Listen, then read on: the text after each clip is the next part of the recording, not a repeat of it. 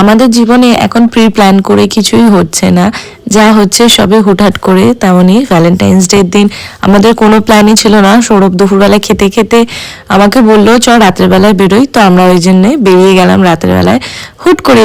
কিছু ডিসাইড ছিল না কোথায় যাব বা কি।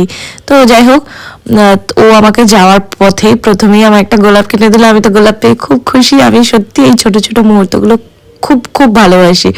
মানে কোনো দামি উপহারের থেকে আমার মনে হয় এই ছোট ছোট উপহারগুলো আমার কাছে অনেক দামি। তো যাই হোক, আমরা গোলাপ নিয়ে নাচতে নাচতে চলে গেলাম শেরে বেঙ্গল ধাবাতে খাওয়া দাওয়া করতে, চিনার পার্কে আউটলেটটায়। সেখানে গিয়ে বেশ ভালোই লাগলো। অনেকদিন আমাকে এই রেস্টুরেন্টটার ভিডিও আমাকে পাঠিয়েছিল দেখার জন্য। ও সাধারণত রেস্টুরেন্ট চুজ করে না, যখনই খাওয়া দাওয়া করতে যাই আমিই চুজ করি। তো যাই হোক, অ্যাম্বিয়েন্সটাও খুব সুন্দর, আর বাইরে পুরো বুফের কাউন্টার লাগানো রয়েছে। প্রথমেই আমি নিয়ে নিলাম চিকেন কাবাব, পনির কাবাব, তারপরে বেবিকর্ন ছিল, হাক্কা নুডলস ছিল, ভেজ হাক্কা নুডলস, সাথে ছিল চিলি পনির। প্রতিটা আইটেমই খুবই ভালো ছিল।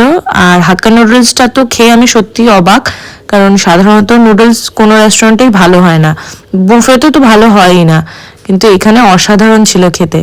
আর তারপরে ছিল চিলি ফিশ, চিলি ফিশটাও দারুণ ছিল, আমার তো ভীষণ ভালো লেগেছে। বলছি না প্রতিটা আইটেমই এত ভালো, আমি বলে বোঝাতে পারবো না। তো যাই হোক, তারপরে আমি নিয়ে নিয়েছি মাটন বিরিয়ানি, সরি মাটন কষা, সাথে চিকেন বিরিয়ানি। চিকেন কষাও ছিল, আমি আর খাইনি। সাথে ছিল বাটার নান, বাসন্তী পোলাও। সব রকমই আমি অল্প অল্প করে টেস্ট করেছি। আমার বেশ ভালো লাগে সব আইটেমগুলোই অল্প অল্প করে টেস্ট করতে। লাস্টে খেলাম মৌরি মিছরি। তারপরে চলো টাটা বাই বাই।